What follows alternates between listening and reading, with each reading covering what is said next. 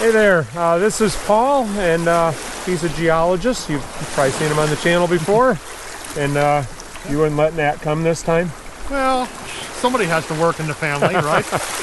Yeah, she had other commitments, so she couldn't be here this time. We're going to go look for some rocks and see what we can identify. Probably going to find a lot of Petoskey stones and pudding stones on this beach. If we're lucky, we'll find a banded shirt, and then there's all kinds of just other random stuff. So Paul likes this beach. I love this beach.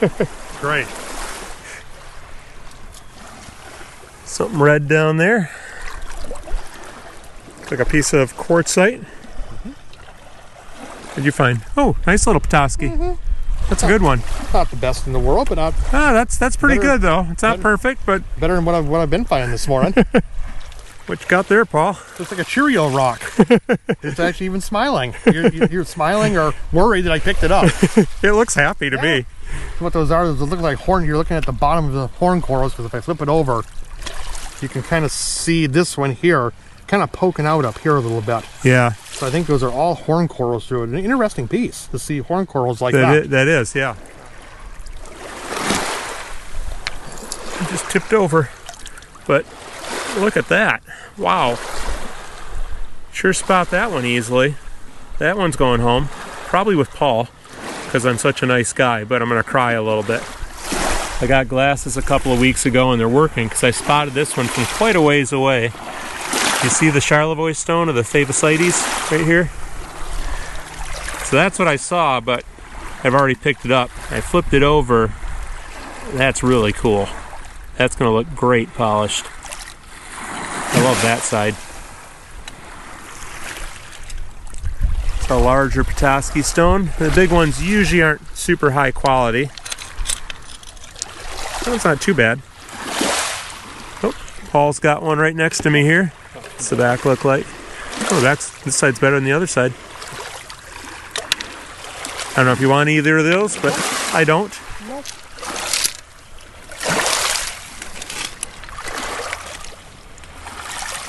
That's cool. We already looked at this one. It was sitting right here. Paul said that's probably jasper and quartzite. Got the pudding stone right next to it. Not a good one. One piece of pud. That's pretty. That might even go home to the tumbler. Find something over there? Well, I saw that. That's just a nice chert nodule. Oh yeah. Not banded, but still, it's a really nice chert nodule. Hold up for the bands. That's right. Well, that's one of the better ones of the day. Maybe the best. That's like perfect, Paul. Yeah, they're very nice. Look at that. That hole is shaped suspiciously like a horn coral. So I think that's where a horn coral was.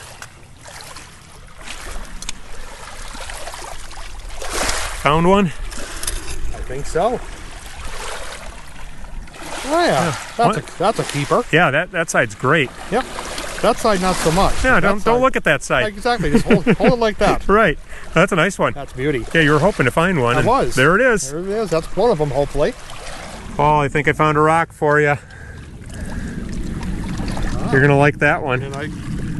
Oh, a little pudding stone. Yeah. Not a little pudding stone, big one. That's look at that. Nice jasper there. Nice one on the back side. I see that. Galgando. Oh, you like that's a colorful one. I love those. So I use those a lot for teaching. And then I found a little banded iron formation here, which has a little metallic on that side there. I spotted a couple pudding stones here. There's this one. Haven't looked at the other side yet. Nope. There's this one. Yeah, a little bit better on the back. And then I saw one over here. Did you say you saw a fourth one, Paul? I thought I did, but I don't think it is. So go Ganda Tillite there. That's what it was. I don't think it is. No, I don't think so. Okay. But three within spitting distance. What else can we find along here? Okay, I don't like granite, but that's kind of a nice granite. Wait, is that a granite? That is a granite. Okay. So granites are always light colored, right? Typically. There are some darker ones, but typically they're that kind of what you see right there. Okay. I sometimes I don't know if I misidentify things, but well, this time you actually got one right.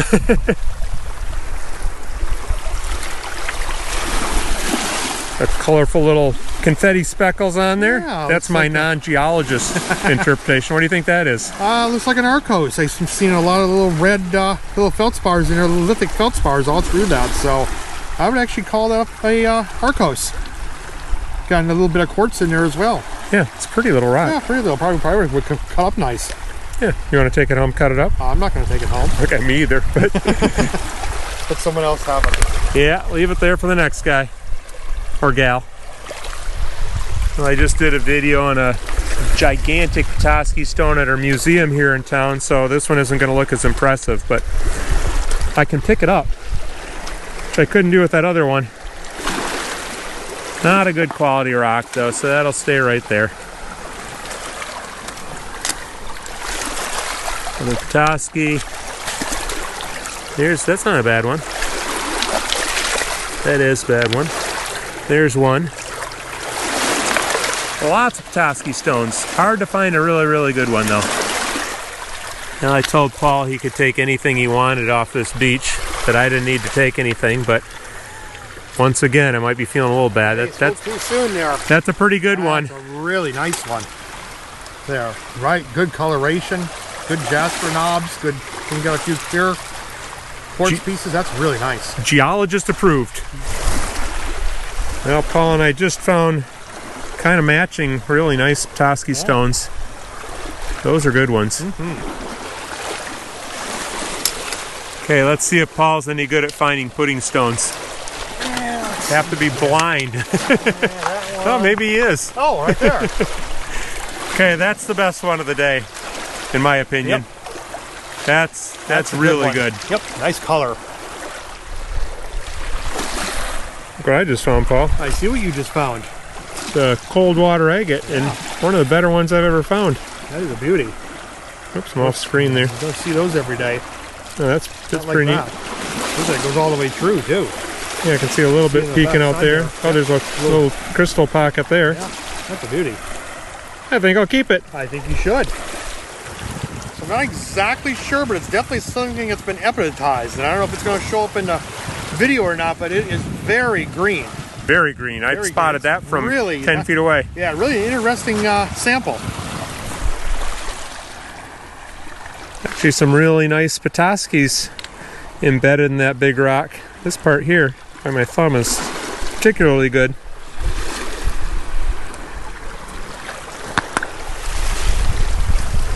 That one stood out on the beach, huh? Yeah, very colorful granite. There. That's very colorful. Almost makes me a convert to granite, but not quite. Ooh, I don't know. Almost. Almost, but that's no. A pretty one. So what is going on here? This looks like something you might find on Lake Superior, not Lake Huron. Sure does. I wonder if either it came across in Canada or did someone empty their pockets? Well, those are little agates in there, aren't they? Or could be? Yeah, could be. It's that looks like an amygdaloidal basalt. Yeah, that should not be here. No, I wouldn't have. I don't see those on this beach often at all. It's the only one we've seen today. Found another keeper. That one's beautiful. I really like when they have really bright white lines. It's a nice wavy mudstone. Ugh. Can't flip it over. Hard to do with your arm outstretched. Right.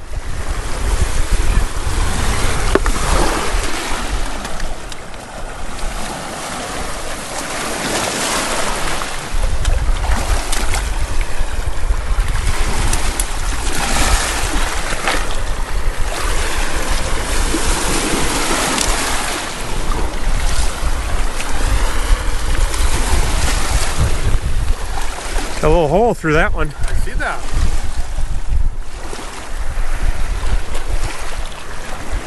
What do you call that? Stripey rock. Yes. Yay, I passed the quiz. Yep. So another rock that you typically won't see on Lake Huron, but you will see on Lake Superior. So this is a porphyritic, I would say probably a porphyritic andesite, not a basalt. Basalt would be a bit darker and a bit more kind of a dark gray, almost black. This looks like it's a little bit lighter colored. So I might call this a andesite, which is again one of the intermediate stages Okay. of volcanism. But what's interesting about this one are all these laths in here. They're most likely feldspar laths, and those formed when this was cooling. As it was cooling, those laths formed in there with it. It's a really neat rock. So there's a good pudding stone. Yeah. That's a pudding stone that could. The pud that could. Pud that could. That's actually a nice one. That's very nice. Better on, well, it's not that bad over there either, but No, they always have a good side. and a bad side. It's like a Christmas tree. Yeah. Just put the bad side toward the wall. For some people, have a good side and a bad side. No, not me. I'm all good. Quick little guy. I don't know if that's a water snake or something else. He's in the water. That's where we first saw him. Slow down. Nope. Then there he goes out in the water. Got a banded shirt. Yeah, not a great one, but it's still a banded shirt. Maybe if I brushed it off with a brush and some water, it might clean up a little better, but it's not a bad one. Yeah, I haven't found one yet. That's my favorite thing to find out here if I find a really good one. All right, so I recognize that as a brecciated rock or breccia. And you said the same thing. You said it's a brecciated something. So it's very hard to tell looking at that. You would almost need to get a real thin slice of that rock and put it under a special kind of microscope where the light shines through it, through the thin slice of rock. And looking at that, that could be, you know, looking at anything from a sedimentary rock, maybe a mudstone or a clay stone. It could be something volcanic. Could be something else that I'm not even thinking of right now. So, yes, there are things that even seasoned geologists sometimes don't know. So people sometimes ask me about these apps that you put on your phone and you take a picture of the rock and it tells you exactly what the rock is. What do you think of those? I wouldn't trust them. Okay. For very like simple basic rocks, they're not too bad at it. But for something like that, I think you'd blow a circuit in the phone trying to figure out what that is. Right. Yeah, I've been told that those are not very reliable too. So they seem to work well for plants. Maybe not so much for rocks. Thought we had another Gogandachillite, but on further inspection, maybe not. Looks like some sort of a granite or a granitoid rock, if I had to guess. That's an above average mudstone. Nothing much on this side. Looks like it cracked right along a line. It's pretty cool. So would something like that polish up? Slightly. They get a little bit of a polish. I've polished them before, but not enough that I take them home and they're not a great polish.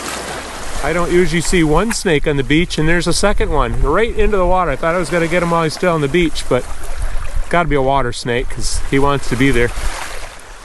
So a nice little horn coral there. Not a bad one. Yeah, for this beach. Makes me want to go buy a bag of bugles. I know, right? Ranch flavored. What do you think of that one, Paul? That is a very that's a rock that tells a story. So what you're looking at there is differential weathering, where you have this is harder rock, this is a little bit softer, so this is eroding faster and kind of giving this indentation in that rock. Can we call it a stripe?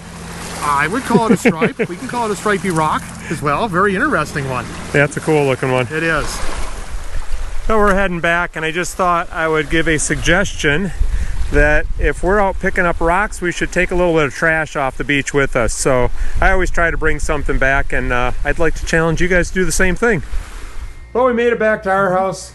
Just got back from a restaurant, had a nice meal, and now Paul's going to polish up a few Petoskey stones. Or at least attempt to. And we'll show you as we go along how they come out. All right, so that's the one you've chosen for your first one, huh? All right, well, let's see the back.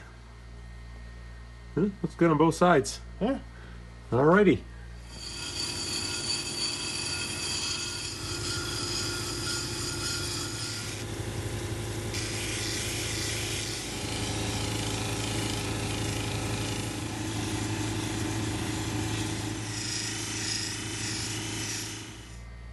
Well, that's a nice improvement. Just a little. That's still wet, right? No, it's dry. I know. But it looks wet. And let's see how you did on the back. Oh. Failure. You don't like doing the backs, huh? I will in the next ones. Okay.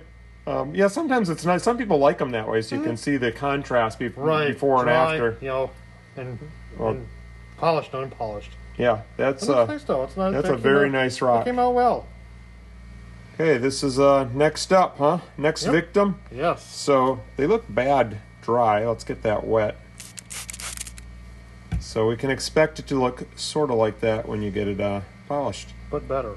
But better. Yes, that actually comes out better than that. But if you Yes. can get it to look wet and then even shinier when you polish it. All right, rock number 2 is complete, huh? Yeah. Looks really good. So what's the deal with this end? Gives a character. It's the uniqueness of the. All right. Well, you got farther around the rock on this one than the last one, so that's true. good. So we're working up. For next one, we might go all the way around. Okay, looks good though. All right, I just requested that Paul do this one. That's the Favosites or Charlevoix stone. And I flip it over to the other side. Are you just going to do the other side? Probably. Okay, Everyone's seen what this looks like, but you don't see that side very often. No, that's really good. So I'm kind of excited to see that. We're gonna do this one wonders. All right. Well, that looks great. Yeah. What else can you say? That's not disappointed at all in that one. Not that one. All right. So this is a request of mine. This is the cold water agate, and I'm going to take this one, and I'm just doing across there. See how? Oh, there it is. It got shiny. Nice looking agate, cold water agate. Yeah, that's. I don't know if I've ever polished one of those before, but that one was worth taking the time to do. It didn't take long. Well, we haven't said how you ended up in Alpena visiting me today. Yeah, well, other than you inviting me up here, but all the way from Texas, I said, right? "Hey, Paul, make a however many hour drive up to Michigan." Exactly. No, really. No, I'm up here because, as most of you know, I am the author of Michigan Rocks, the book, not the person. And so several libraries and bookstores around Michigan invited me to come up here and do a book signing tour. So I've been doing that. I had some yesterday. I got another one coming tomorrow. And so just driving around the state, visiting these different libraries, promoting the book. So you're on tour. I am on tour. And he just gave me this cool sticker to put on the book. So what's that? So that signifies that this is a Michigan notable book. Back in April, I won an award, one of 20 notable authors in the state of Michigan for 2023. And so as part of that, they give out these gold stickers to put on these books. So I have a few of those with me as well. So this is now an extra special book. So go buy the book. I'll put a link in the description, and we'll see you on the next video.